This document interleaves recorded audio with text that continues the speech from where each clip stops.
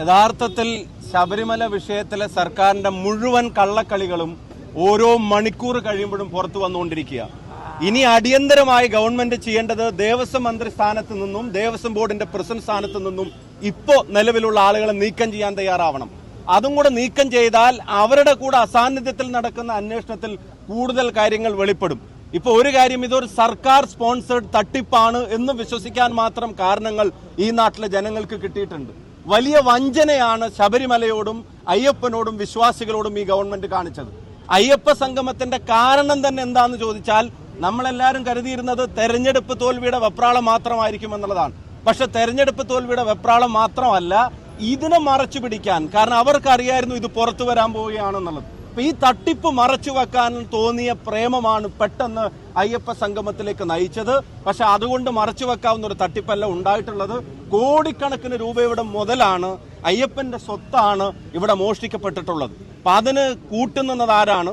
ഇതിന്റെ തിരക്കഥയിലും സംവിധാനത്തിലും അഭിനയത്തിലും സർക്കാരിനും ദേവസ്വം ബോർഡിനും പങ്കുണ്ട്, ഒരു സംശയക്കാര്യത്തിന് വേണ്ട. ദേവസ്വം ബോർഡ് പ്രസിഡന്റിനെയും അതുപോലെ തന്നെ വകുപ്പ് മന്ത്രിയെയും ആ സ്ഥാനത്ത് നിന്ന് ആദ്യം നീക്കം ചെയ്യാൻ തയ്യാറാവണം.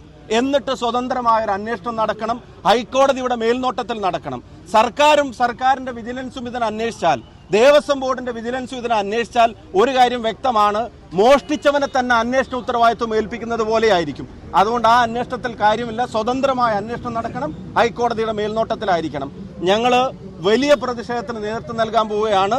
പത്തനംതിട്ടയിൽ 9-ാം തീയതി KPCC ആഹ്വാനപ്രകാരം വലിയ സമരം, ബഹുമാന്യനായ KC വേണുഗോപാൽ MP ഉൾപ്പെടെ പങ്കെടുക്കുന്ന സമരം ഞങ്ങൾ സംഘടിപ്പിച്ചിട്ടുണ്ട്.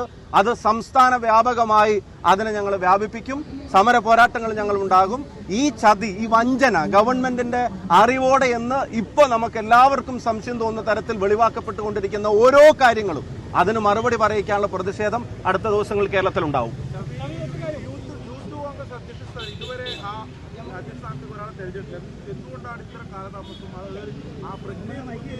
അത് ഇപ്പൊ അധ്യക്ഷ സ്ഥാനത്ത് വരുന്ന ഒഴിവ് ഓർഗനൈസേഷന്റെ ഒരു സ്കെഡ്യൂളിലോ നേരത്തെ പ്രതീക്ഷിച്ച ഒരു സമയത്തോ അല്ല, അപ്രതീക്ഷിതമായിട്ടുണ്ടായ ഒരു ഒഴിവാണ്.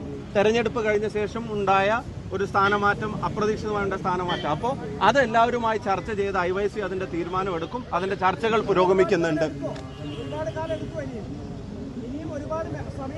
ഇല്ല, അതിന്റെ ഡിസ്കഷൻസ് നടന്നുകൊണ്ടിരിക്കുകയാണ്. അതിന്റെ തീരുമാനം ഉണ്ടാവും. പക്ഷെ ഞാൻ പറയുന്നു, അത് സംഘടനാപരമായി അതിന്റെ വഴിക്ക് നടക്കും. പക്ഷെ ഈ തട്ടിപ്പിനെ ജനങ്ങളുടെ മുമ്പിൽ ചോദ്യം ചെയ്യുന്ന കാര്യത്തിൽ ഒരു വിട്ടുവീഴ്ച ഉണ്ടാവില്ല. അതിൽ സ്ട്രോങ് ആയി ഞങ്ങൾ മുമ്പോട്ട് പോകും.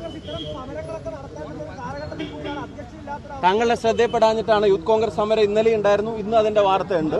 യൂത്ത് കോൺഗ്രസ് സമരം ഇനിയും ഉണ്ടാവും. യൂത്ത് കോൺഗ്രസിന്റെ ആക്ടിവിറ്റീസിന് ആരും പോസും ഫുൾ സ്റ്റോപ്പ് ഇട്ടിട്ടില്ല. അതിന്റെ സമരം നടക്കും. ഇന്നലെയും ദേവസ്വം ആസ്ഥാനത്തേക്ക് ദേവസ്വം ബോർഡിന്റെ ആസ്ഥാനത്തേക്ക് യൂത്ത് കോൺഗ്രസ് മാർച്ച് ഉണ്ടായിരുന്നു. തുടർ ദിവസങ്ങളും ഉണ്ടായിരിക്കും. സമര പോരാട്ടങ്ങളിലൊന്നും ഒരു കുറവും പോരായ്മയും വരുത്തില്ല. ജനങ്ങൾക്കൊപ്പം UDF-ഉം കോൺഗ്രസും യൂത്ത് കോൺഗ്രസും ഒക്കെ അടിയുറച്ചു നിന്ന് പോരാടും. ഈ തട്ടിപ്പ് അന്വേഷണത്തിന്റെ സത്യങ്ങൾ പുറത്തു വരില്ല. അതുപോലെ തന്നെ ഈ തട്ടിപ്പ് കേന്ദ്രത്തെ ഇന്നലെ കഴിഞ്ഞ ദിവസം പറഞ്ഞു, ഇവിടെ വോട്ട് ചോരി വലിയ പ്രശ്നമായി ഞങ്ങൾ ഉയർത്താൻ പോവുകയാണ്. രാഹുൽ ഗാന്ധി കോഴിക്കോട് കടപ്പുറത്ത് വരാൻ പോവുകയാണ്. ലക്ഷക്കണക്കിന് ആളുകൾ പങ്കെടുക്കുന്ന മഹാറാലി, വോട്ട് അധികാർ മഹാറാലി കോൺഗ്രസ് നടത്താൻ പോവുക. ഇനി അവിടെ വോട്ട് ചോരിക്കെതിരെ നടക്കുന്ന യാത്ര, ഇവിടെ ഇവരുടെ ഗോൾഡ് ചോരിക്കെതിരെ കൂടെ യാത്ര നടത്തേണ്ടി വരും. അതുപോലത്തെ തട്ടിപ്പാണ് ഗവൺമെന്റ് നേതൃത്വത്തിൽ നടക്കുന്നത്. തീർച്ചയായിട്ടും ഉത്തരവാദികളെ വെറുതെ വിടാൻ അനുവദിക്കില്ല.